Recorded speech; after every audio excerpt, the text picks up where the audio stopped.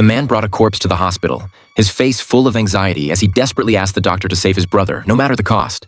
Upon hearing this, the doctor stopped any further checks and immediately moved the body into the expensive ICU.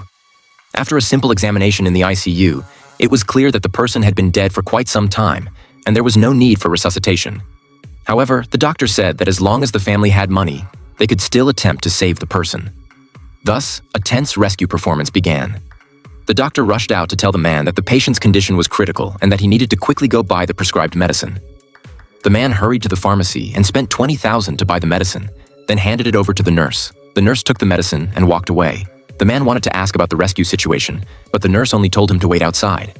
The nurse took the medicine back to the pharmacy and reminded the pharmacist to make sure to calculate the commission.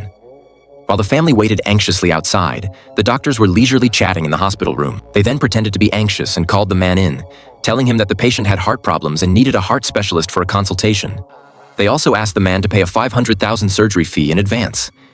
The man said that as long as they could save him, money was no object. After the man paid the money, the experts immediately showed up, looking very serious. The doctors and nurses again staged the rescue performance, looking frantic, coming in and out, pretending to be busy. After some time, the doctors discussed among themselves and eventually came out to tell the family that the patient had died due to failed resuscitation. They said if only they had been brought in earlier, they could have saved him. Thus, the performance was completely over. But the man said, "Why has it ended like this? Isn't your hospital supposed to save the dead?" The doctors were taken aback, and the man pulled out a death certificate, clearly showing the time of the patient's death. He confronted the doctors. "What were you doing inside for over 10 hours?" The doctors realized they were in trouble and tried to grab the death certificate, stuffing it into their mouths, hoping to destroy the evidence. But the man remained calm and told them to eat as much as they wanted. Then he pulled out a new death certificate.